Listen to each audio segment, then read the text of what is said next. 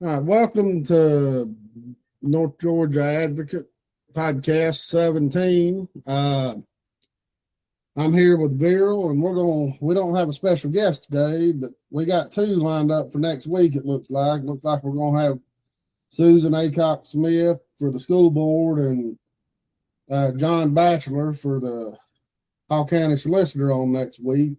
We're just going to kind of recap everything that's went on the last couple of weeks and talk about a few things that are coming up with the school board, the planning board, the planning commission that's fixing to be appointed, and Zach Probst leaving.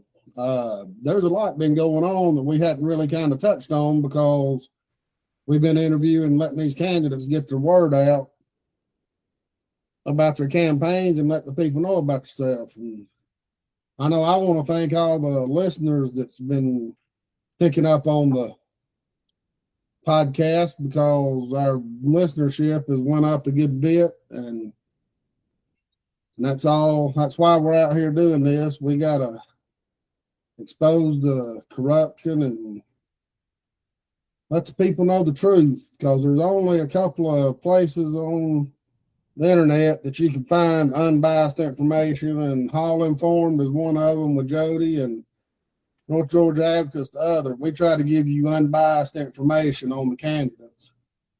And even though if we personally endorse a candidate, has nothing to do with our organization. I mean, we promote everybody and we talk about them the same and let them speak their word, because our endorsements are our personal opinions. So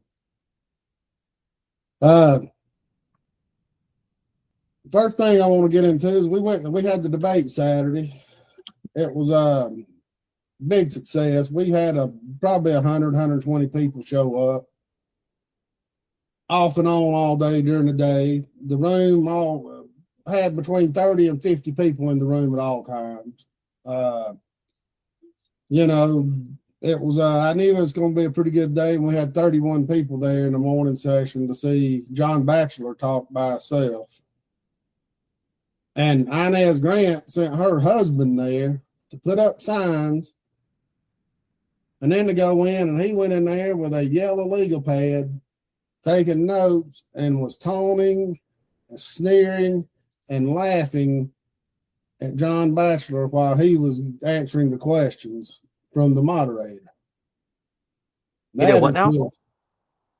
Her husband came to you can watch the video in Jody and Hall Informed, and I shared it in the North Georgia Advocate group. He sat on the front row with a legal pad taking notes about what John Batchelor was saying, and everything he would say, he would laugh, sneer, make comments. Even the moderator talked about how unprofessional it was. And if you don't have the guts to show up, or if you have a prior engagement, which is fine, which I understood you had a prior engagement to go to, that's fine, but don't send your husband over there to act like a toddler and try to intimidate your opponent. I mean, what does that say about your solicitor when they'll stoop to those levels? Sounds about right. I mean, it was just amazing. And then he got up and left all her signs out while he left, and which ain't a big deal. But if you come in acting like a 3-year-old, then don't expect anybody else to kind of help you to pick your signs up at the end of the day. And because we had to clean up everything at the end of the day, we didn't get the deposit back. It was a long day. But anyway, we get that. John did a great job. He laid his vision out, talked about how many plea deals was been going on. He wants to get back to prosecuting crimes instead of plea deals. And I get Inez had to do a lot of plea deals because they had the backlog from COVID and from the Stephanie Woodard debacle where they didn't get a lot done for a long time when she got ran out of office, but she's still So Grant is the appointed solicitor solicitor. that Yeah, just to replace her term at the moment, right? So she's right. not necessarily an incumbent. No, she's Technically, yes, not an but incumbent. technically She's kind of like an incumbent, but yeah, she's just filling out Stephanie Woodard's term, and she's gotcha. running for election for the first time.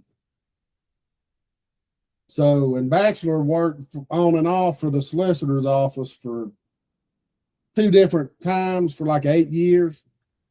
So he's been a prosecutor for most of his law career. He said he just doesn't like being a defense attorney. He said he's turned down lucrative offers to go be a defense attorney. He said he just likes prosecuting people. He said, and you've got to have people that like to do prosecutorial work because there's no money in it. I mean, it's a thankless job. I mean, and it's a heart-aching job because you understand why some people commit these crimes, but by the law, you've got to punish them anyway. Right. You know, you got to take all the bias and all the heartstring tugging and all that out of the whole situation. And he said he wants to get back he's tired of having to go to Walmart and Target and Walgreens and places and have to go hunt somebody down to unlock the plastic things so that you can get what you want off the shelves. You know, he said, enough's enough. He said, you know, you don't want to be dictatorial, but you just don't want to, but you also, you got to be able to leave stuff on the shelves without fear of it getting stolen. Yeah. You know, and since COVID, it's been that way. I mean, and then we had a good debate between Carla Baker and Susan Smith. They both made great points. They both have great ideas. And Carla come off very well. I give the nod to Susan because she's put in the work and been at the school board meetings the last couple of years, and she knows what needs to be fixed. You know, not just watching a meeting here and there. I mean, she's put in the groundwork and she's got a game plan. Right. And, you know, and Carla's got the experience from being working in the nonprofit field. She worked for CASA. Now she's she worked for CSU. Now she's the head of the executive director at CASA, which helps disadvantaged families and children that come, you know, it's a good program. They both think that, you know, what Schofield does and how he runs his meetings are not good. And they're both totally against this unaccountability. Like Carla even brought up that how do these kids get all these missing assignments and then be given months to get it made up? What accountability are you teaching these children? Sure. You know, and Susan wants to go back more to instructional teaching, put books in their hands, get rid of the Chromebooks, get rid of the iPads and all that. Use it as supplemental, but not your main teaching, you know. Right. And to push, you know, and Sweden went back to books about 2 or 3 years ago, and their educational test scores skyrocketed. They got rid of all digital stuff. And I mean, it was a good debate. Then Corey and Mark Fall had a good debate. Both have good points. They both have the same ideas, kind of. You know, Mark's more data driven, where Corey's more, he's been affected by it personally. Mark has too, because he's got that winery down there in Flowery Branch, and they're trying to encroach on his property, and it's eroding his land and all kinds. But anyway, Mark's more data driven, and I think that may go over a lot of people's heads. What do you think? Yeah, I think to an extent it could go over people's head, but you know, it's one of those things where I don't necessarily think Mark has to constantly explain himself as to why he's coming up with his viewpoints or decisions at the end of the day. You know what I mean? So Right. it's good to know that, like, personally understanding the data point side of things. Data points can be a little misleading sometimes. Right. So, and again, that's one of the reasons I personally endorsed Corey, was because there's a little bit more of there's certain things that numbers can't really tell you. And like I said, I don't think either side could go wrong here. But yeah, I mean, I'm not against the whole data driven part of it. Right. And I think what we talked to him about on the interview with Mark, and him talking about specifically addressing taxes, using data points and whatnot. I think that's a great potential starting point right. for something like that. But yeah, at the end of the day, my stance on that is we have to cut spending. It's not a revenue problem at this point. No, And it's a spending goes problem. on. Yeah, it's a spending problem. When you have people getting paid $500,000 for jobs that they didn't necessarily earn and were given to at a retreat, and stuff like that, and then you got wasteful spending, and I'm sure a lot of different parts too. So, like, one thing I always notice, and this is something I wish maybe we can get Susan on at some point, and I can ask her directly. But when I drive around Hall County at night sometimes, and I'll drive by a public school, outside of the security concerns, security reasons, why are all the lights on? Right. Like, that's just one thing that sticks out to me, and I would like an answer to that. Outside of the security part, like, we can figure something out for the security purposes of it, but there's really no reason for the lights in the parking lot, inside the school, and all of these to be on 24/7, essentially. No. The only time they should be on at nights is if the cleaning crew's in there. You got third-party cleaning crew. If they're in there cleaning, yeah. But that's it. But it shouldn't be the whole school. It should just be the sections they're working in. Exactly, yeah. And that's one of my pet peeves is, just because you got it doesn't mean you got to spend it. Because I know there's talks about missing revenue from Steve Watson's days, and it's minuscule, but I know that Schofield wanted every last dime of it. They wanted to go back and collect those taxes, and I'm like, for what? You worked, you went through those years without needing that money. Essentially, you didn't need it. You just won't now realize that, oh, wait a second, maybe we were owed more and we could have done more. But you did fine. Like, you went through those years without it. So there's no reason for you to need that money at this point. Yeah, it's not. He talks about stolen revenue. It's not stolen. It's just unrealized revenue. Yeah. And not only that too, it's like these people, I feel, at this point are entitled because people are afraid to lose their property, to not pay school taxes, essentially, or just property taxes in general, and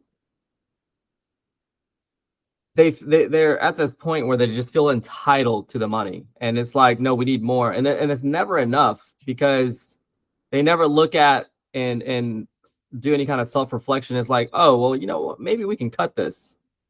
Maybe we don't need this. Maybe we wait on these upgrades.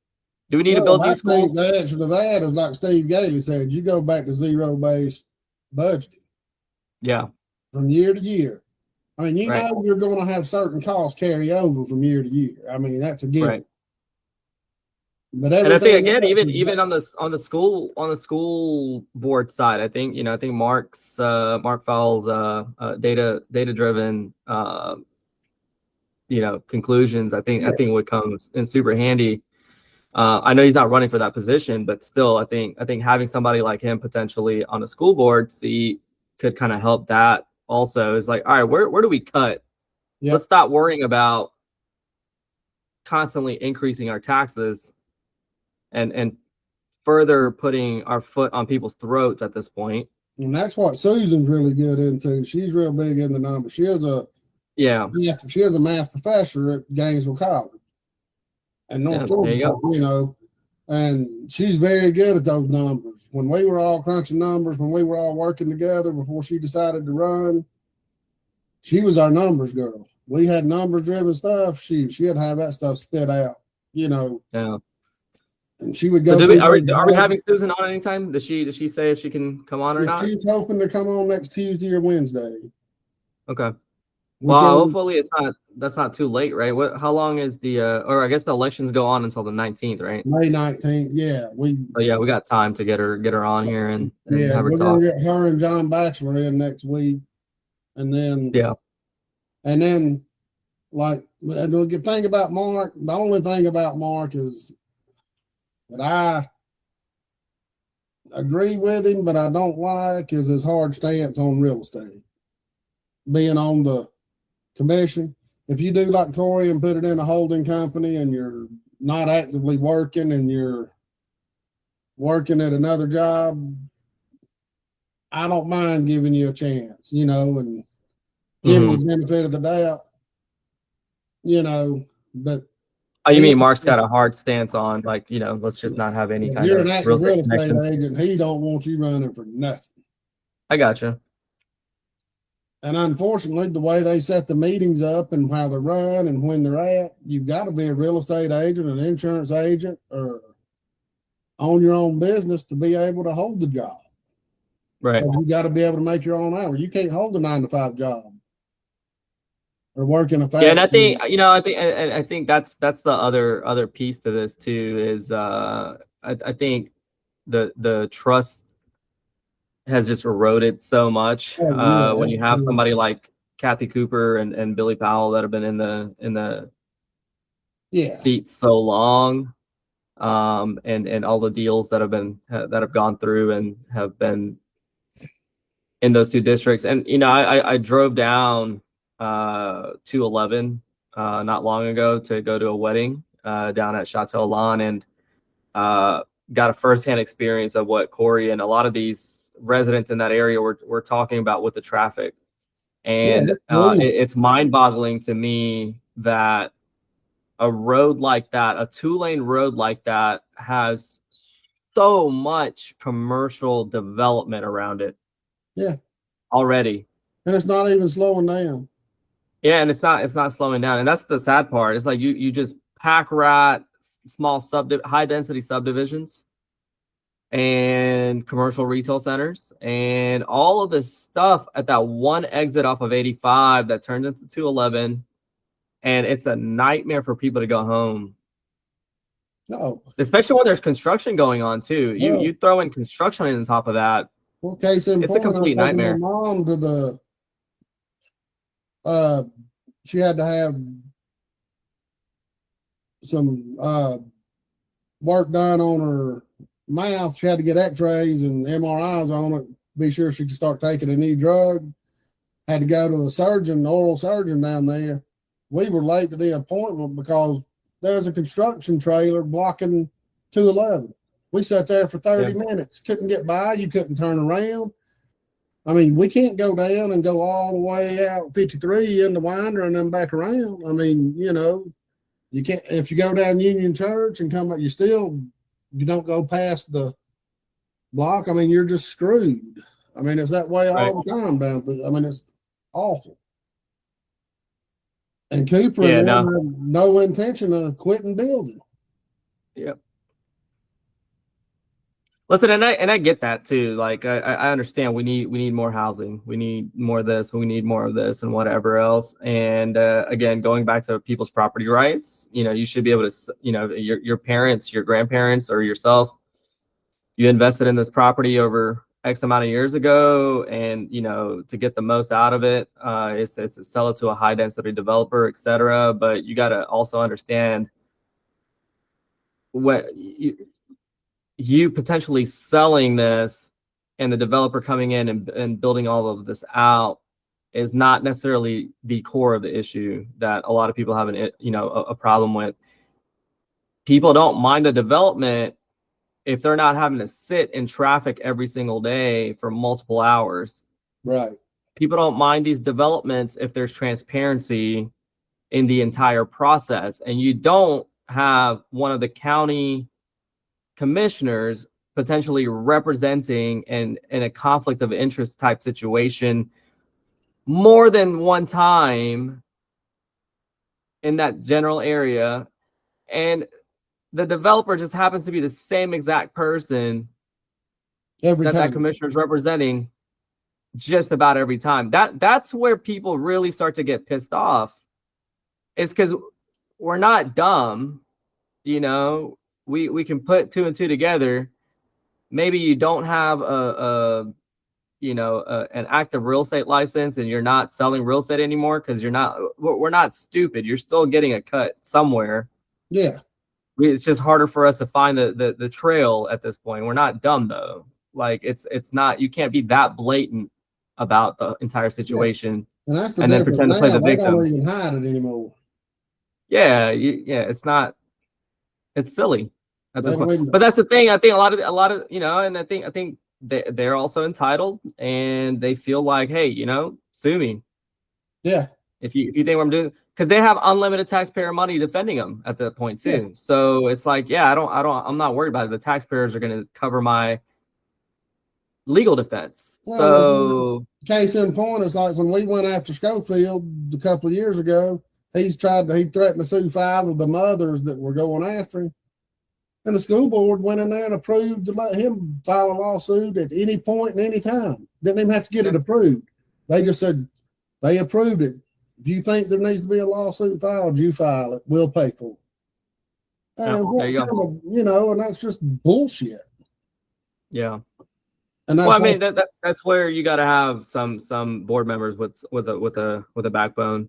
So well, that's where Tyler and Steve Gailey have both brought it up, and Corey at the debate the other day. What in the world's the county got 4 county attorneys for the Hall County itself? That's not counting the Board of Education. That's just the county itself. Plus, they've got a third-party firm that represents them. Why? because they can. Yeah. I mean, because they got the money for it. Yeah. Because we pay taxes. And then back to the debate, Corey and Mark both make great points. Either one of them will be a great replacement if Kathy Cooper loses. Sure. I agree. And then we go to District 3 with Gailey, Gina Pilcher, and Tyler. And Gailey and Tyler, we've both had them on, and we know their stances. They're pretty similar. Steve and Tyler's got different views on several things about building and different things, but they're basically, Steve's just got more experience working with the county. He knows where the bodies are buried to the other people on the commission, so he can hold them more accountable. Sure. But Pilcher, she didn't bring nothing new to the table. She was up there and just piggyback what Tyler and Steve said. What they said, she just echoed it and then would expand on it just a little bit. You didn't really find out nothing more about her per se, but we do know that is she full of crap, because we know her history on the planning commission. She approved everything that Stan Hunt and Chris Braswell wanted. She was right there with them. I mean, she was another yes vote for all this development. And then she's going to get up there and knock the development during the debate. I mean, do we want to? I mean, it's easy to do that after the fact. Yeah, I mean, do you really want to give her the chance to say, are you really going to stand by what you said? Because I think what I would be looking for personally from somebody like that is to first of all own your mistake. Like, hey, I was a part of the problem at that point. Exactly. I was voting yes for all of this, but now I'm starting to see the issue that it's caused, et cetera, et cetera. Like, just own it. That gives me a lot more respect for you than trying to just please everybody and be a yes man. Now that people are pissed off about all this overdevelopment, now you want to be against development. Where were you before that? Right. And I think everybody agrees, even Tyler and Mark Fall, but we've got to get back to the 2 houses an acre, 1 house a half I acre. don't honestly, that's a great thing to have. I just don't think it's feasible anymore. We could debate that all we want to, but the mere fact right now is that the affordability side of things, I just don't think it's possible that you can do 2 houses on 1 acre and make it profitable enough. Without the house, 400, 500,000, and I'm talking about for like a 15 to 2,000 square foot house, 100 to 2,000 square.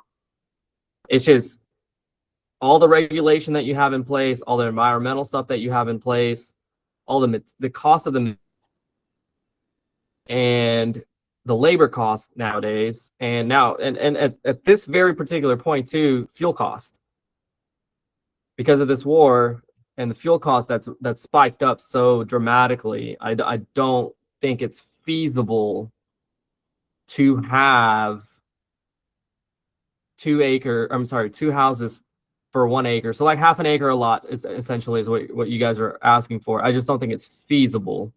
Well, you can the county's got to cut the slack. They've got to cut out the 2,100 square foot minimum. They've got to cut out. It's got to be hardy plank or brick. It's got to be. You got to let these. You've got to build. I'm not saying get rid of the sidewalks and infrastructure that makes communities nice and safe but you got to let them build 1,200 to 1,600 square foot homes with vinyl siding or stuff. So I think all that is you can get a variance on that, no? Yeah, you can, but that's just a lot of unnecessary. It's a lot. Yeah, I understand. Yeah, and so I think that's the other issue too. And I'm just going to constantly play devil's advocate here, just so we have both sides of the argument. But I would think from a developer standpoint, if I see something that says minimum of 1,500 square feet instead of minimum of 2,100 square feet or something like that, and then all I'm trying to do is maximize that 1,500 square feet throughout like a 100-acre lot potentially, and try to throw as many of those as I can in there without even asking for a variance. Now, if the minimum requirement is 2,000 square feet, I have to ask for a variance. Now I got to go in front of the public and justify why I need that variance. So I think it's good to have potentially certain like higher limits, let's just say, instead of 1,500 square feet, and have it set at 2,000 square feet. Let these people justify what the variance is for, essentially. And why do you need 1,500 square feet? Why is this? Why? Let them make the case for it. Otherwise, hey, these are the rules. Right. Now, we do need to make it clear that this is just for developments. Now, if I'm a homeowner and I want to build a house on an acre of my land, I don't think it's got to be but like 600 square foot. I mean, you can pretty much build what you want on your own land. We're talking about a developer coming in and buying 100 acres or 50 acres or whatever and wanting to put in 2, 3, 4 houses an acre, or whatever to maximize the profits. That's what we're talking about here. We're not talking about an individual wanting to build on his own property. And so a lot of these rules too, if you go back and look at a lot of this, in my opinion, and I see a lot of this in Forsyth County too, is the folks that make up these rules, I don't think they really care, because at the end of the day, I believe they're trying to preserve property values. So they have no reason for them to drop, because if they drop, that's less tax money. There's no incentive. Exactly, and the county's not paying for any of this development. They're going to approve it. They're going to collect their impact fees. They're going to do this, and then whatever. You know what I mean? But they got to keep a certain floor standard so that other people's property values that they're already collecting thousands and thousands of dollars on per property doesn't drop in value, essentially. Right. I'm not laughing at what you're saying. Yeah, I mean, and that's the reality of it too, because Stephen Gailey came on here talking about how he was an advocate for and push for the corridor standards and whatnot. Like, we need to break up the way these buildings look and stuff. And I'll tell you what, that corridor BS has gotten in our way more times than not of what we can do, what we can't do. I actually give props to people like Chris Braswell and Billy Powell and a couple of the commissioners. When we had to build our storage facility, we requested, like, hey, look, we're in the corridor, but it doesn't financially make sense for me to brick everything or stone everything on a storage facility. Right. What I'm happy to do for you, though, it's because, and you know, and this is the funny thing. He said it's not that much more. I'll tell you the cost difference here in a second. So we did a face. That face is $369 in brick, just to meet the corridor standard. The rest of it, all other three sides, we were good with. Like, hey, you know, we're gonna keep those metal. They're gonna be out of public's view. Nobody's gonna see it, but the face of it, they're gonna see it. So we went from having a $250,000 quote to brick all four sides of those buildings, and it dropped down to $5,000 per building. So only two, so about $10,000 total, just to brick the face of it. That's it. Just one small side of the building, because they're elongated like this. That's a big price drop. Yeah. And now imagine doing that to housing. If you force people to put stone or stucco or brick or anything like that of that nature just because you want it to look nice, I get it. You want it to look nice. I don't want, you know, cheap looking houses all around, but you got to understand the affordability aspect of it, especially in today's economy. That from the get go. If you make these developers, yes, they're going to pass the cost on to the consumer, but you're not getting those under $300,000 houses at that point. No. If you make people do stone or stucco or brick, you want these fancy garage doors on them, you want to do minimum square footage, you want to do this, you want to do that, you cannot have people living in this county that can afford it at that point. No. And most of the maybe this county's grown out of it. You know, maybe they're kind of looking ahead of it. My issue with the square footage part is the builders aren't making those houses, those 4,000 square foot houses, 2,500, 3,000. That's not livable space. They're just making them big with the vaulted ceilings and all that, just so they can get the square footage up. Sure. And it don't cost them it doesn't cost them any more to build it. I mean, it costs the same to build a 3,000 square foot house with only a 1,500 of it livable as it does a 2,000 square foot house and all of it livable. Sure. You know, it's just, I mean, it's all semantics. They're just building these huge houses when only up to a half of it's livable, and that's what. And that's the one thing that, you know, I saw on I think it was on Twitter. Somebody had made like this long thread of like, is housing not affordable today, or are we? Do we just have really high expectations of what a starter home should be, essentially? Because the average square foot of a house back in the 70s and the 60s, when things were affordable, was about 1,000 square feet. The first house I lived in was 840 square feet. Yeah, and then the housing that's being built now are essentially what would be considered little mansions back in the 60s or 70s or 80s. Yeah. Right. So, you know, that's another thing you got to kind of look at. It's like, and we don't see, look here, you know, so, do you know where Silverwood's at off of Candler Highway? Yeah. So Silverwood's a perfect example that we need more subdivisions like Silverwood, in my personal opinion. Yeah. Those are starter homes. Those are homes that people can enter, younger families can enter at an affordable price. It doesn't take too much to keep up with those houses. They're most of them are vinyl sided. Those are the kind, like, I would say, you know, 1,000, 1,200 square feet at the most. Nothing crazy, but something to establish some kind of equity and start growing your family wealth.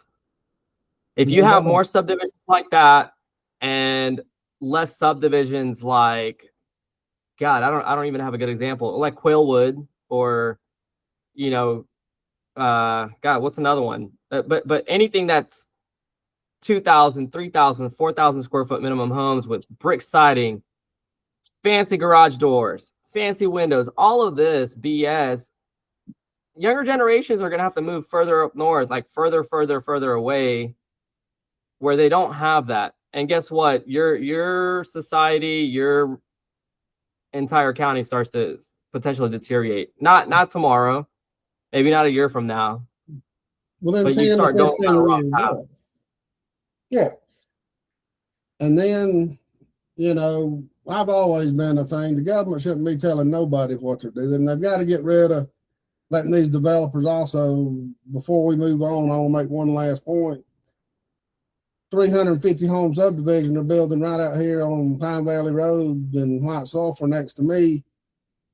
Developer, oh, we're going to have swimming pools, green space, amenities.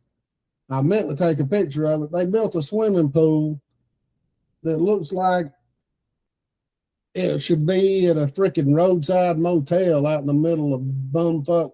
I mean, you can't fit 15 people in the thing. You're gonna have 300. You're gonna have 350 homes with all those kids, and you're gonna build a swimming pool that a family can't hardly use. Come on, man. Yeah. I mean, if and I think that's where Monday Mill did a pretty good job. So actually, Monday Mill's a pretty good example of not really starter homes. No, they're not. I think that's a great example. But their amenities are great. Their pools are great. They got a little school within their little community. Yeah, I think that entire build out is really nice. Hey, I don't mind it if you're gonna have amenities. Build like an Olympic-sized pool, or two pools or something, and then put in some pickleball courts. Or we used to do work in a lot of these subdivisions out Dawsonville Highway, out in the Chestatee area. Those huge subdivisions on the right, going out through there, past Lake Ranch Estates. I mean, they had point. Yeah, they had like 5 or 6 tennis courts out there. They got pickleball courts. They got basketball courts. I mean, when you think amenities, that's what you think of when the developer's passing this in front of the commission. They don't think of a hotel-sized swimming pool and a multi-use fenced-in area that can be used for tennis, basketball, badminton, or whatever, one of them, and, something that you get in a city park. I mean, but it's all good points, and, and I think that any of the new guys that get on this commission are going to be going towards that more and more instead of all this rubber stamping everything. And the last thing about the debate is Shiv showed up. Shiv's, how do you say his name? Sakda, his last name, Shiv. He's running for district attorney against Lee Dyer. Lee Dyer called in or emailed at the last minute saying he wasn't showing up.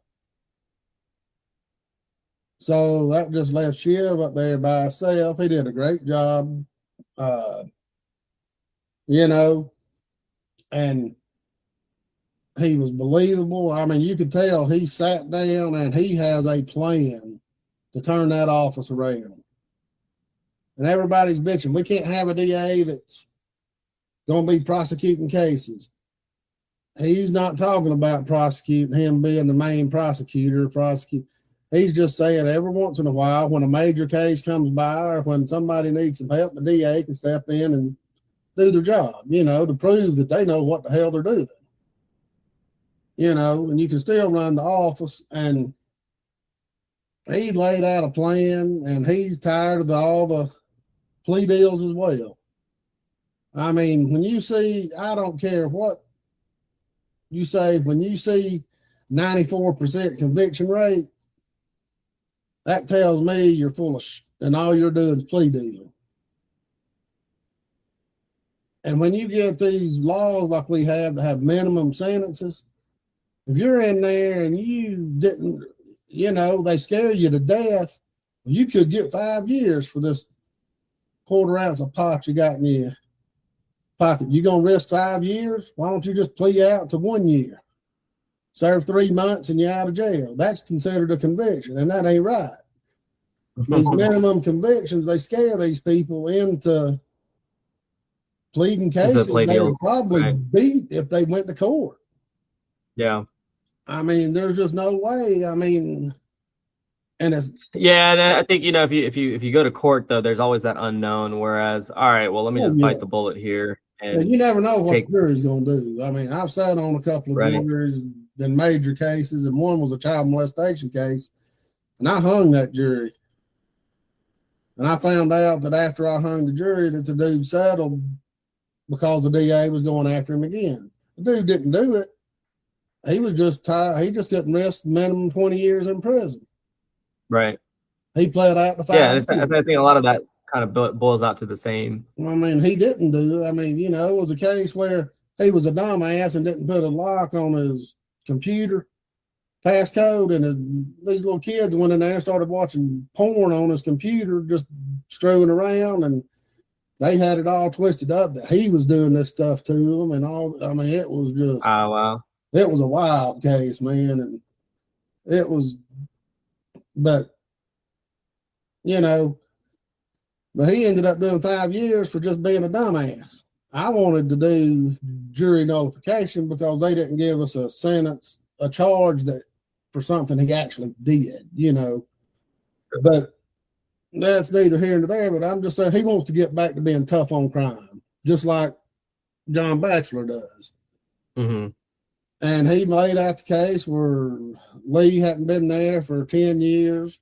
He don't even go into the office hardly. I mean, look, I'm tired of these rich old white folks just holding on to office. Don't matter if they're white, they're women or men, or he's 72 years old. Yeah. Well, I mean, it's a kosher job. You know what I mean? Yeah. It's a kosher job. You're in charge of things. You got your face on things, and you're at that point where you've delegated enough to where you don't necessarily care at this point. As long as you surround yourself with good people, the job runs itself. There's not much of a performance review. You're not really accountable to anybody once you get elected. Essentially, I mean, sure, you're supposed to be accountable to the public that elected you, but we know how that goes. So, well, his job review is, hey, I got a 94% closure rate. Right. Yeah. Which is just, it's smoke and mirrors is all it is. Mm-hmm. But anyway, and the first thing that come out, Blakepool, is I knew it was going to happen. He's been accused of working for Blakepool, which he's not. Shiv, he explained that he used to run he was a mentor type thing where law students from all over the country had come in and he'd do a seminar with them and train them and teach them. And I think Blakepool was one of his clients, one of the people in that program at one point. And when he went out and got private practice, they became friends and they just have a relationship. And when he decided to go to work run for district attorney, he needed office space, not to practice law, but to run his campaign out of. And Blake had extra room for him. So he was just running his campaign out of Blakepool's attorney's office. So he didn't have to go out and pay a lot of rent and all that stuff, And then here, I can imagine you running a campaign out of the same place that who you run against. Their office. I know. Yeah, I mean, and then Blakepool, before Shiv even moved into the office, was Blake's campaign manager. I mean, was Shiv's campaign manager, Blake was. And then the paper got all convoluted because Blake's representing Couch. I mean, he's in the case with Couch.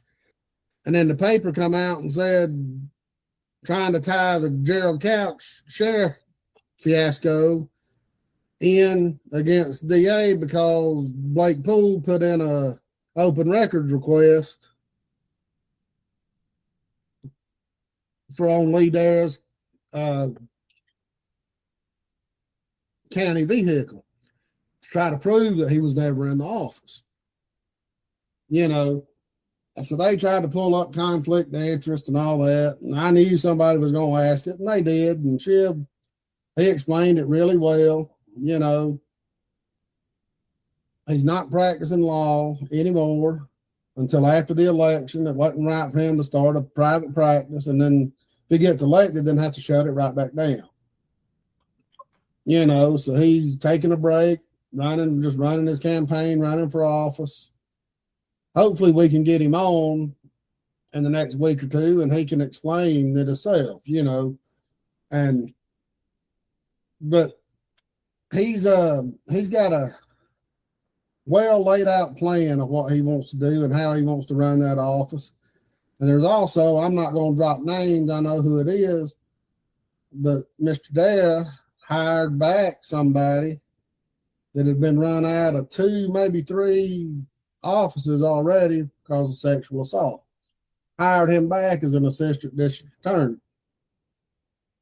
And he brought it up. So he hired somebody that used to work for Hall County at one point, or for the solicitor's office? Used to work for Hall County and DA's office, left to go to different places.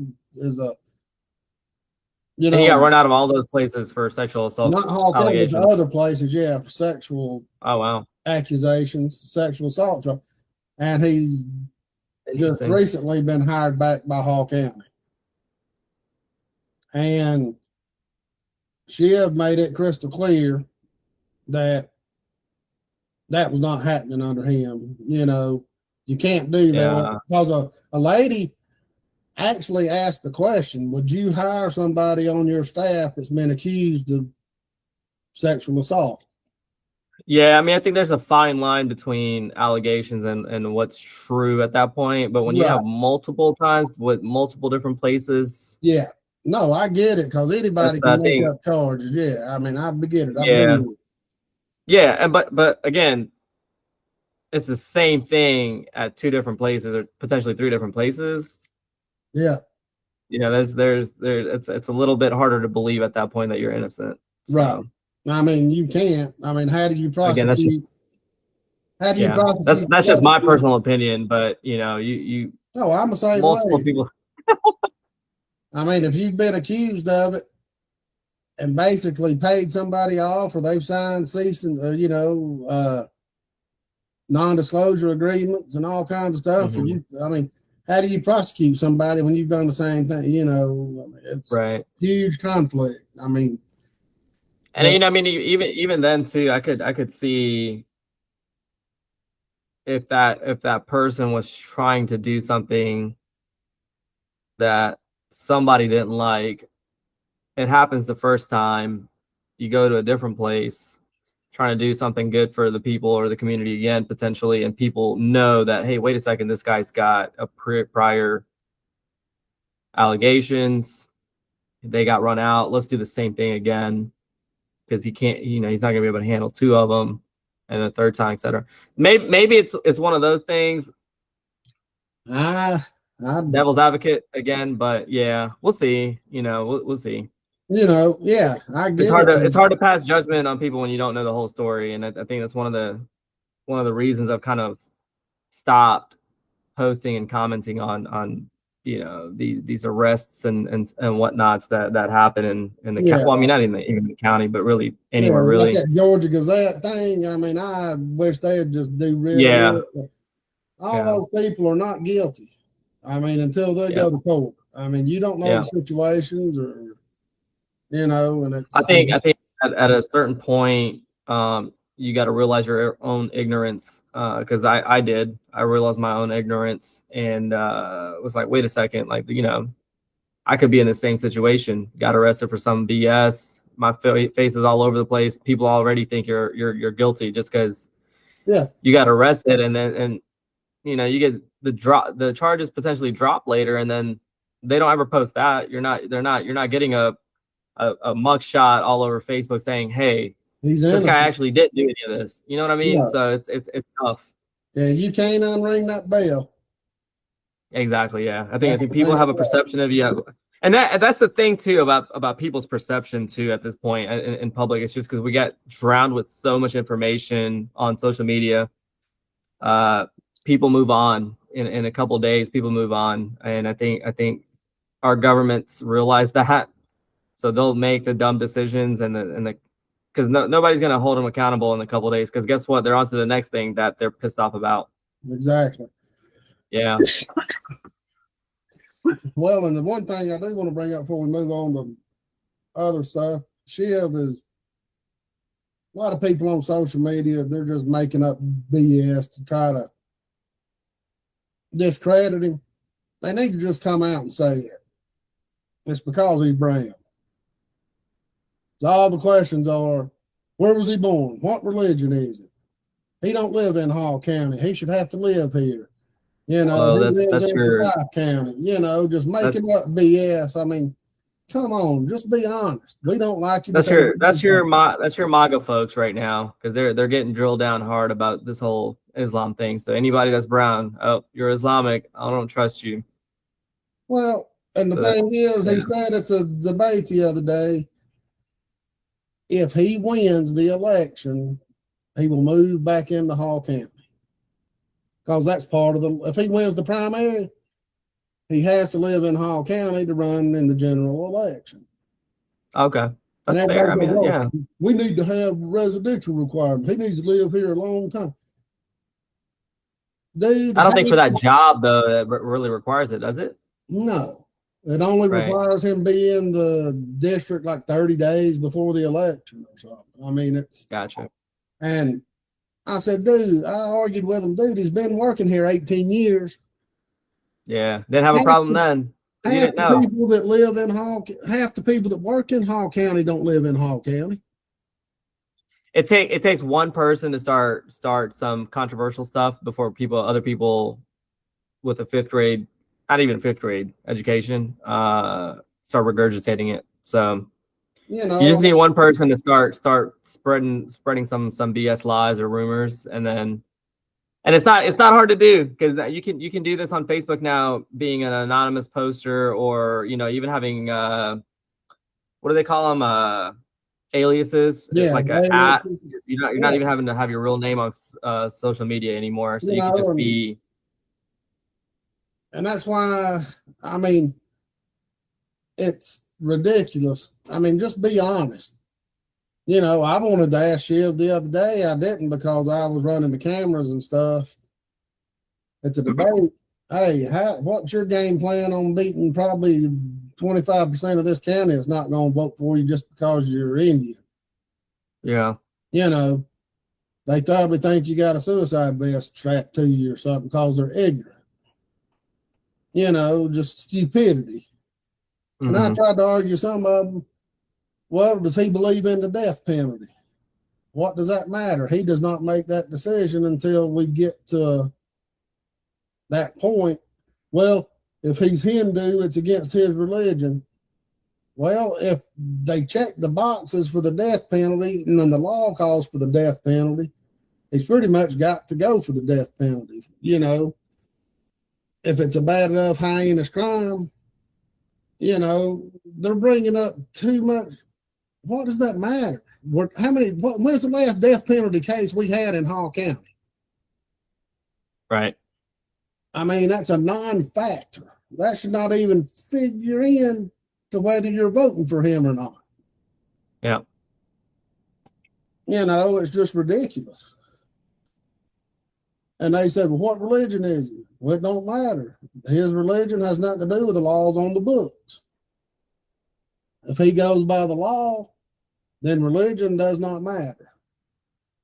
Yeah, I mean, I think it matters to people, though. I think that for their own personal vote, it matters to them. Whether they're voting for somebody that aligns with Christian values, if he is Christian, or if he aligns with Hinduism values, if he is Hindu. I'm not sure what religion he is, but I'm not either. Somebody said Hindu, but I'm not positive. Yeah, but that's the thing. It's like, some people want to align themselves and vote for somebody that is the same religion, so that they somewhat feel like at least he's aligned with Christian values. Well, it just makes you mad because they got the double standards, because I don't hear them screaming for Ice Cube to be run out of the country. He's Muslim. Right. I mean, come on. Just because he don't have a Middle Eastern name makes him supposedly more safe than anybody else. I mean, come on. Mm-hmm. The ignorance is mind-boggling. Yeah. Yeah. I mean, you can't help the ignorance at that point though either. Again, we're a lot of these folks are just regurgitating what they hear on Fox News or Newsmax or any of these, mainstream media outlets, and all of that is a constant fear and spread of Islamophobia and this and that and whatnot. So no, I mean, and you got to think that we don't have death penalty cases in this town. We don't. It's just not happening. I mean, it may, but it's they worry about the wrong things. I'm worried about it. Even if I supported Lee Dyer personally, which I don't think he's done a bad job as DA. I mean, crime's gone up everywhere, and since COVID and different, but he's going on 73 years old. Yeah. Can he finish 4 years? That's what you got to start looking at when you get to that. I'm honestly surprised he's still even trying to run at this point. When he pardoned those kids from North Hall for that accident, when a teacher got killed, and that was the right thing to do. He should have just rode off into the sunset, and took his win, and he's a hero for pardoning those kids. Yeah. And he should have. It's like a really, really good show that just never ends, and because it never ends, it turns into a complete disaster. It's like exactly. you gotta know when to fold them and leave. And so I agree with you. You gotta do what Jermaine Bettis did with the Steelers. He won the Super Bowl and left. He said, "I'm done with this. That's it. Go out on top. Be done with it." No I agree with you. And one thing that I did take away from all the races at the debate when we had the straw poll, over 30% in every race, except for the Bachelor and Shiv, because they were the only two that didn't have, they were by themselves. But the other races that had multiple people in it, 30 to 40% or more was still undecided. I mean, that tells you that, that's good though. I mean, in a way, that's good. People are still trying to educate themselves. Clear, who won, like say Corey or Mark Fall, or no clear winner, and no clear winner got 30% or more in every one of the races. So that tells you that these people are still, the next 3 weeks is going to be vital. Yeah. And I think that's good though. I think that's good. I think it's good for people to have this many options in both of the Board of Commissioner races, and still continuing to try and get educated as to who the better fit is. So I think that's a good thing. Yeah, no doubt. And we got we just don't ever need uncontested. No. Nobody should ever I don't mind uncontested on somebody's second term if they did a good job on the first one, but once you start getting more than 2 terms, that's time to, I'm a firm believer in term limits. 2 terms and you're done. So I announced my candidacy for 2028 for District 2. Good. I seen that. Yeah. Good. So yeah.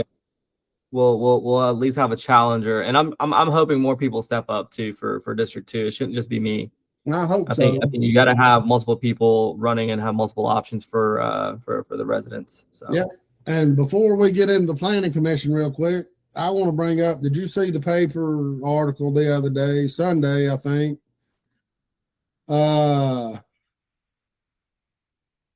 Where I'm pulling it up right now, Hall lawmakers push senior property tax break that could cost schools millions each year.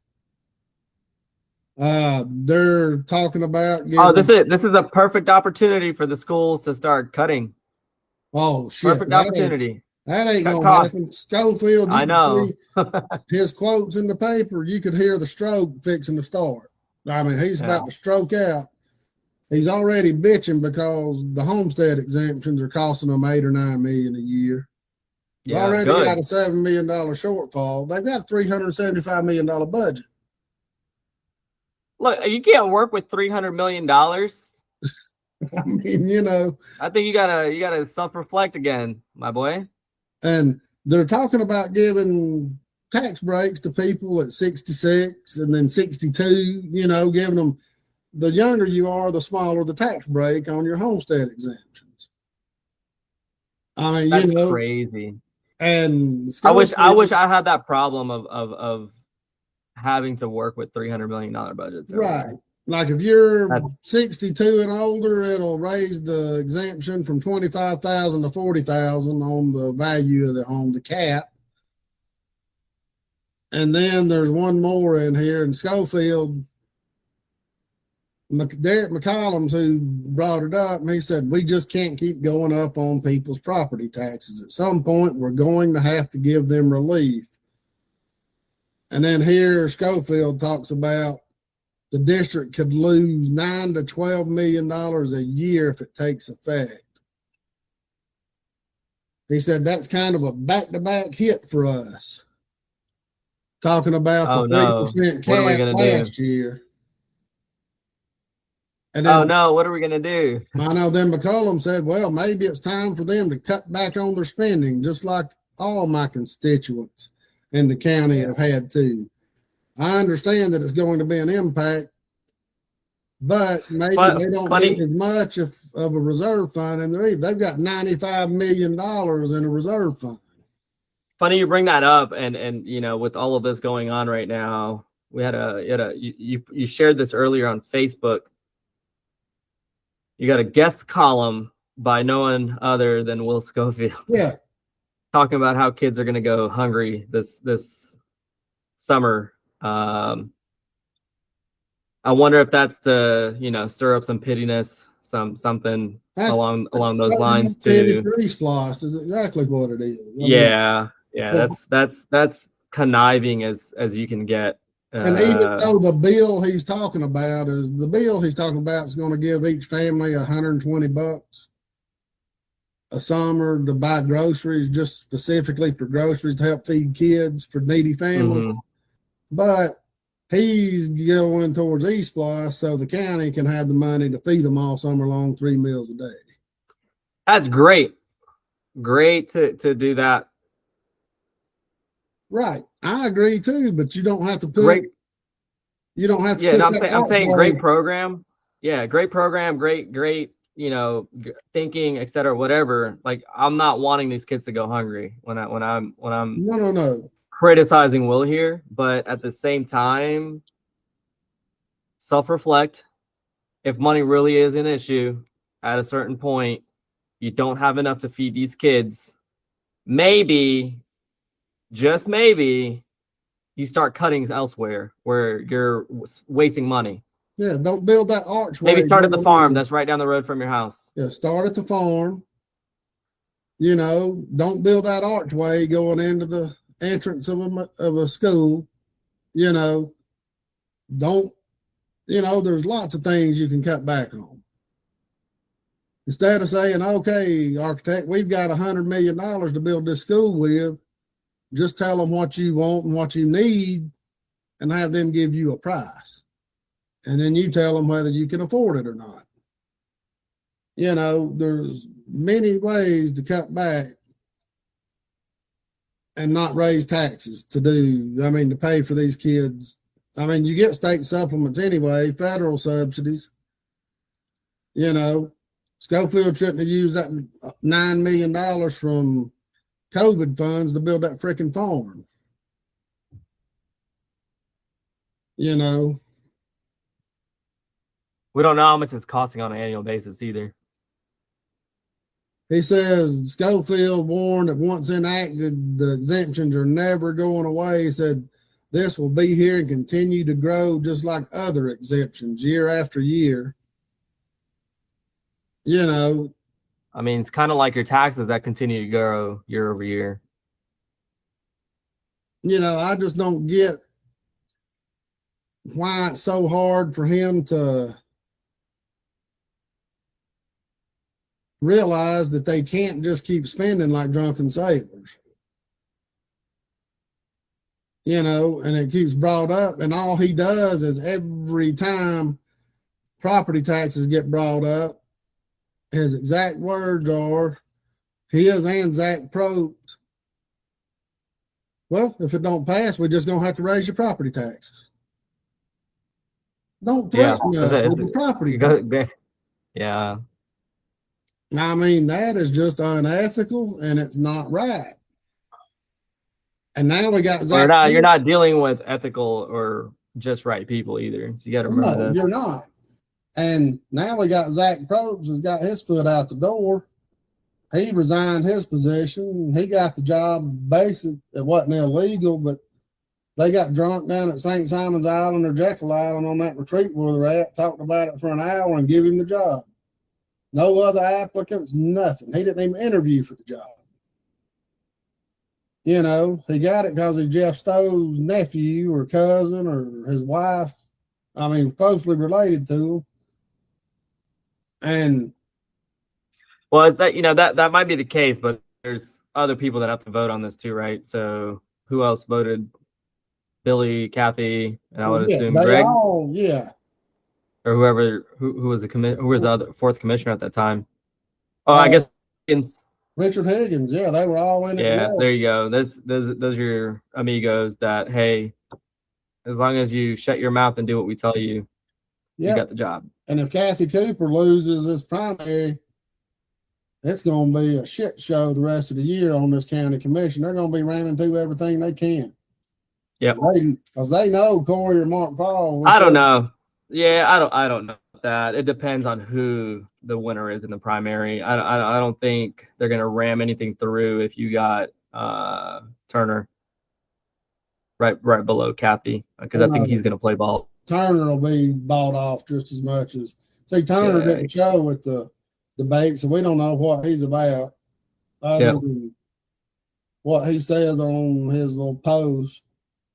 Listen, I mean, for somebody that hardly understands the UDC and can't answer questions and stuff, but he's got a pretty good backing because I see his signs everywhere too. Yeah, he's back. He's got the finance. Yeah, so he's got the financial backing. So yeah, I think Kathy Cooper and Mark Turner are about one and the same. Two peas in the same pod. And Davidson gets on District 3 because he's turned to the dark side. He's financed by the swamp too, and seems like it. Yeah. He basically lied to Jody and everybody about the debate, said he couldn't participate, he's going to be out of town. Hell, he was doing his Cowboy Bebop Friday night at the rodeo. Yeah. And I told you about this. When you told me who his campaign manager was, I knew right off the bat, okay, that's enough for me to know that this dude's not. He didn't have our best. He's not for the residents of this county. Yeah. And then you got Kathy Cooper goes out. I don't know what she had to do to get Nathan Deal's endorsement. Yeah. Was at a function with him about reading to the students or something, and he endorsed her. I don't know. I wonder how much that endorsement really carries at this point now, though. Too maybe it does with still a lot of the boomers that go out to vote. Right. I think it'd mean more if it was District 3 because that's where he lives. Mm-hmm. You know, but not District 1. But you know, and then you got, you know, how in the hell does Greg Poole says he's not going to appoint a person to the new planning commission? I don't get why he's not doing that. It's not going to improve the odds of nothing getting through. It's not going to help him or David Gibbs out to stand up to the three amigos. Yeah, but I mean, it doesn't really matter, though. I kind of see Greg's side of this. Like, it doesn't really matter who he appoints at this point, because even if it comes through the planning department or the planning commission as a denial, the three amigos are going to do what they're going to do. Well, we've seen plenty of that in the past where something comes in denied or even approved by the planning commission. Denied, yeah. And the opposite happens. So yeah, I don't think it really matters at this point. And the thing is then you got Bradley Dunkel gets appointed by. That is a slap in the face to District everybody in 2's Hall constituents. County. And it's funny because this happens as I was looking at one of the projects that got approved on Brownsbridge Road near our gas station. And we spoke to a lot of the residents because they come in, they're customers of ours. And so like all of Brownsbridge is essentially in this thing called a lake corridor, and it's designated as a future business corridor district or whatever. If you ever driven down Brownsbridge Road, there's plenty of residential just right up and down on the major road on 369. Yeah. And so they sandwiched in this warehouse office space in the middle of two subdivisions off of the main road that again has there was a tractor trailer hauling chickens today that turned over. Guess what? That. Traffic was backed up 3 hours, 2 hours, 5 hours. And it's a regular occurrence on that road. Yeah. Anyways, let me backtrack. So they're building this. You had everybody and their mom in that neighborhood was completely opposed to this. And I get it from their perspective. Like, you do not want this. Because if you live in Serene Shores, which is one of the subdivisions, and if you live off of Ponderosa Drive, which is not necessarily a subdivision, but it's a little community that goes back there into the lake. Yeah. And you got this wooded corner lot that I don't know that you could ever really put a house on. Maybe somebody would put a house on it, but you'd be on the main road, so I don't know how attractive that is. But people have bought homes on the main road over there. Anyways, the planning staff recommended denial of it because they saw, wait a second, you don't want to throw this industrial warehouse type office space where you're going to have tractor trailers going in and out in the middle of these subdivisions. Like your backyard is literally into some residents' backyards. Right. Your side of your property is going to be on the sides of other people's backyards. And you don't want that tractor noise. You don't want that traffic noise constantly coming in and out. You don't know who your tenants are going to be. Guess who the applicant was for that? Or who was representing the applicant? Yeah, DCCN, Bradley Duncan. Yeah. And Rockford. Yeah. Yep. And here Rochester. And so all of the people that came and voted, spoke out against it at the Planning Commission. And I believe, if I'm not mistaken, I think the Planning Commission denied it. I think it was 3-2 or 4-1 or something along those lines. So the planning staff denied it or recommended denial. I believe the Planning Commission denied it, if I'm not mistaken. Maybe it passed 3-2. I think it might have been a little, half here, half there. Anyways, and then you got good old boy Billy Powell thanking everybody for their concerns, etc. Made up some BS about how, for the future land use, the comprehensive plan, the one that only developers were involved in kind of putting together, talking about, for the future of this is going to be lake supported businesses. And I feel like this is the perfect spot for something like this to go into. And then it gets approved 3-1. Yeah, 3 amigos. That's basically what happened with that Ben Parks Road thing last week when they approved the retreat. That. Yeah, that retreat that was up there. Yeah, I mean, look, and I'm speaking out against that one particular project that I was just talking about on 369, even though it's beneficial for us as a business owner, as a gas station owner, right down the road. The tenants in there likely are going to be customers of ours. We're probably going to do business with them, etc. But as a homeowner, and the amount of negative feedback that you had from the residences around there, why would you do that? No, you only helped out the developer in that entire ordeal. You were only helping out the developer. There's not a single winning side for the residences that live there already, that have invested the years that they've lived there, they've built their families, improved their properties. All of that essentially goes down the road. down the drain for them, because a lot of them don't want to live in a place like that, and they're gonna have to sell. They're gonna have to move. Well, a lot of times that shit like that causes their property values drop 30-40%. Sure. I mean, you'd be better off putting in a trailer park beside them or something, you know. And see, that's the other thing too, is like, yes, we don't know who you can limit on the planning and zoning, or in the conditions or whatever. You can limit operations times. You can do a lot of things and set a lot of requirements and stuff. You people aren't going to go out here and enforce any of that BS. No. If these neighbors start to complain and say that, hey, they got a tractor trailer in here just idling all night waiting to unload something, you're not going to come out there. No. You're not doing anything. You're not following up on any of that unless you get enough homeowners. So essentially the ones that get bothered by it are the ones that are directly right next door to this project. Yeah.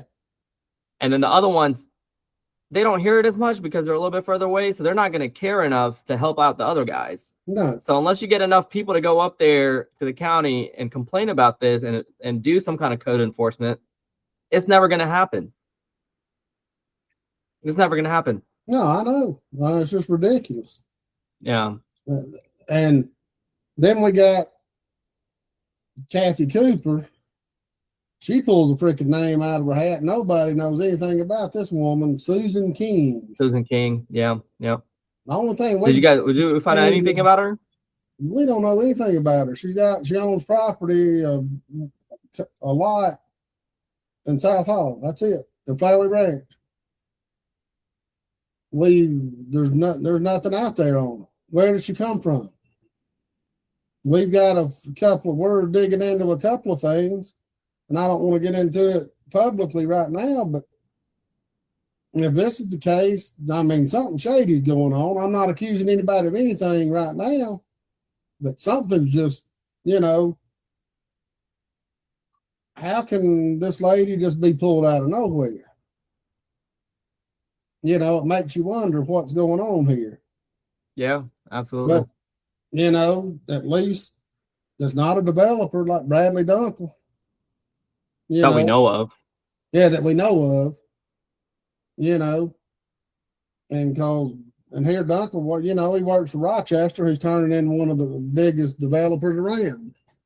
So it's funny how that kind of works out too, because you essentially lost your planning and zoning director to Rochester.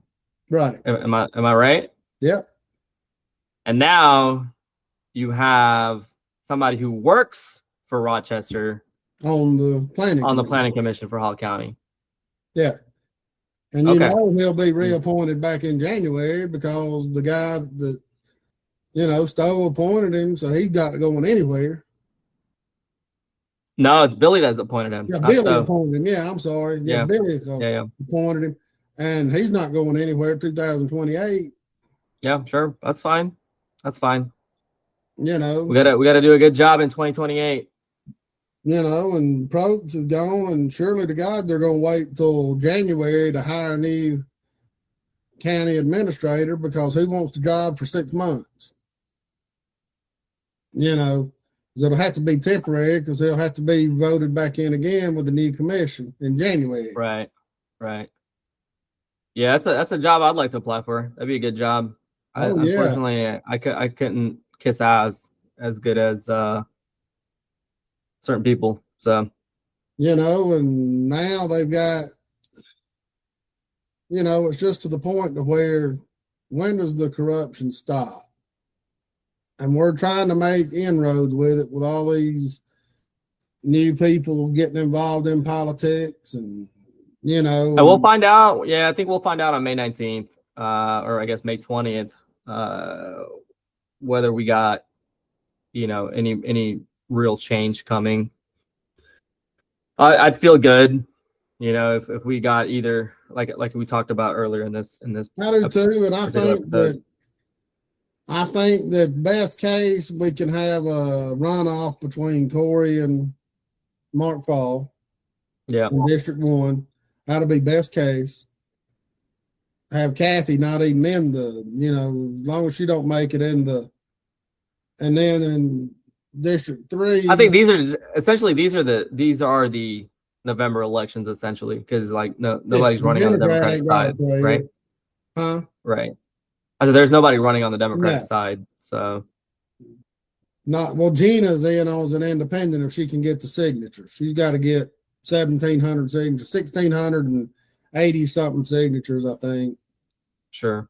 In District 3. But if she don't get her signatures by August 5th or whenever the deadline is, then whoever wins the Republican primary or. But that's for District 3. For District 3. Okay. 3. Yeah.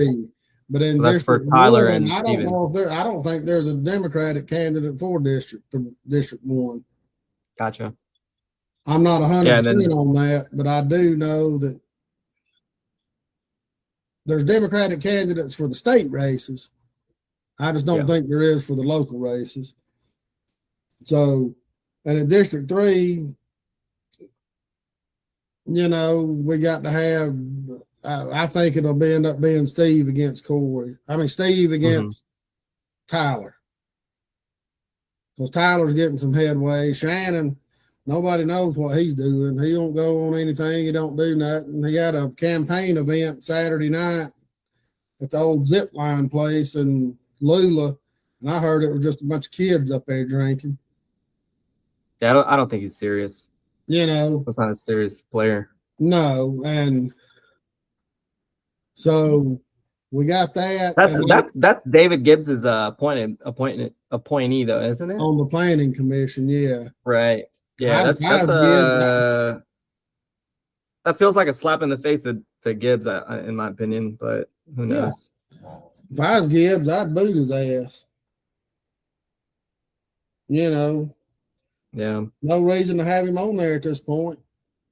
And in the Greg Poole race against Andrew Clyde and Sam Cavillion, I'm going to tell you right now, I voted for Sam. I wanted to vote for Greg. Mm-hmm. I think he'd be the best candidate in Washington, but right now he's polling at 3-4%. Yeah. And the key is if Sam and Andrew Clyde get in a runoff, Sam can win. He's not going to get more than 50%, but Greg Poole may pull enough away from Sam Cavillion. And I think that's the whole point, right? To let Andrew Clyde get the 50%. Yeah. I think that's yeah. I think that was the whole. The only reason I voted for Sam is because the more people that vote for Sam, the better chance we've got to have a runoff.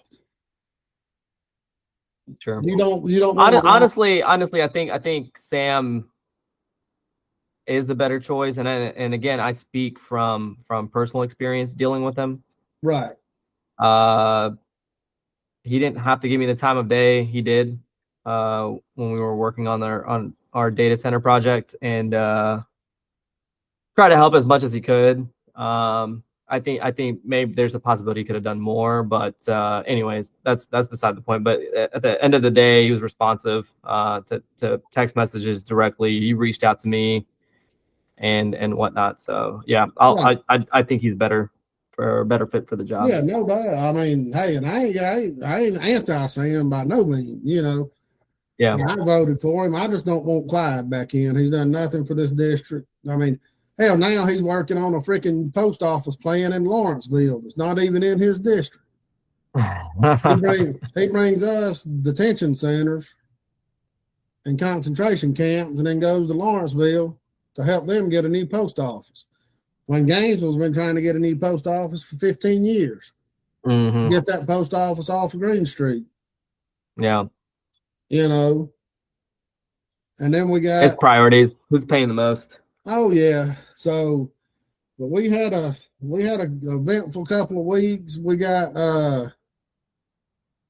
more that we need to talk about. We've been on here for a good while.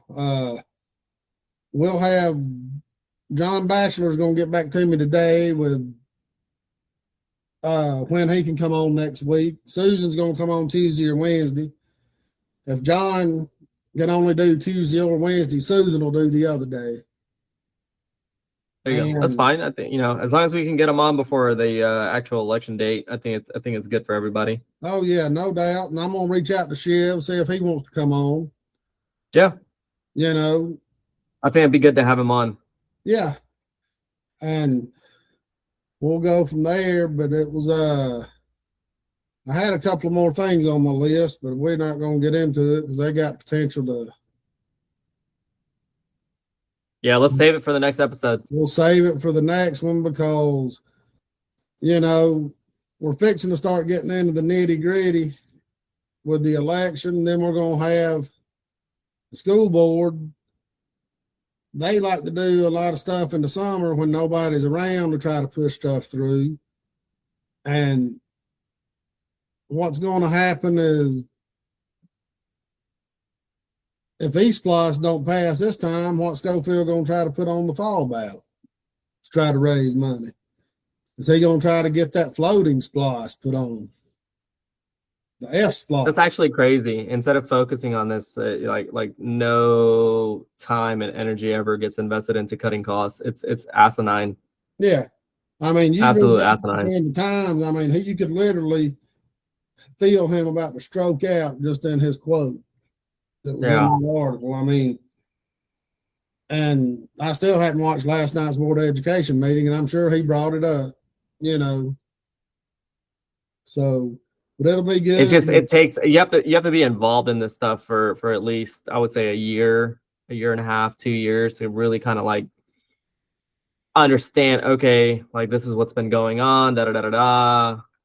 Now I'm kind of like caught up, and it's so tough. It's so tough.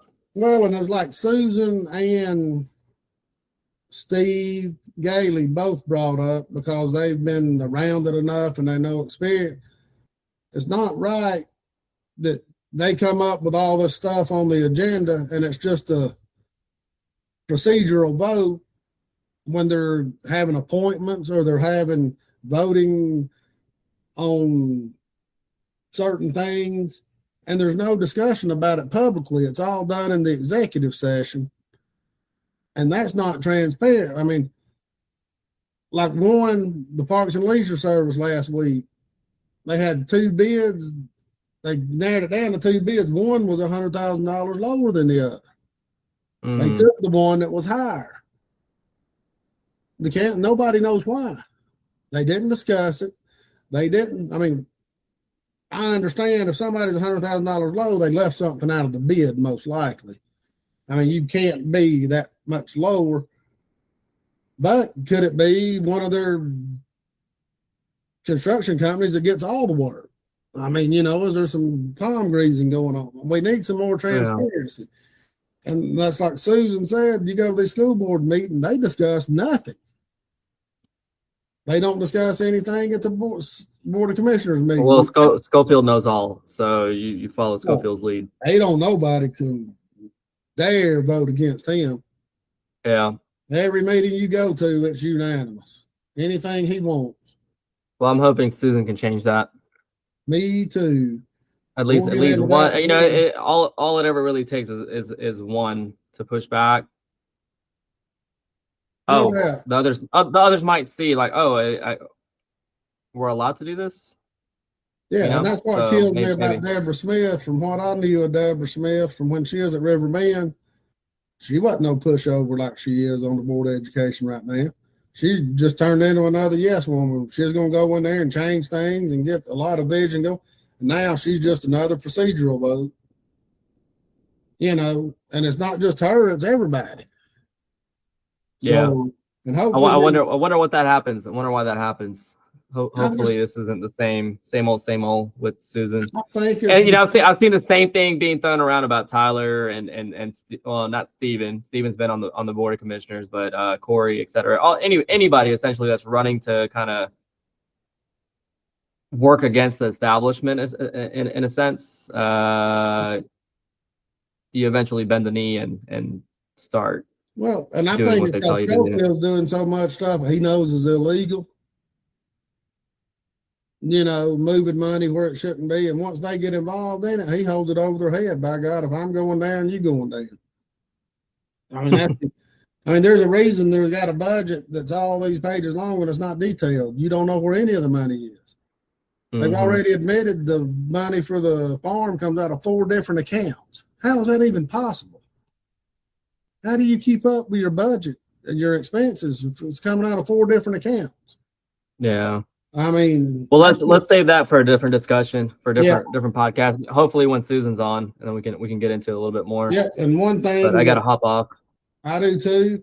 I just wish you could have seen Will Hite's face at the debate. Oh yeah, I heard he showed up when Steve Gailey said he wanted to charge $20,000 for each hookup fee to the sewer to the developers. Will Hite about had a heart attack. So that was funny. All right, well, we will be back next Tuesday or Wednesday, maybe Monday, depending on when John wants to do it. But we'll have 2 shows next week, and we appreciate y'all's time, and we'll see y'all then. Let me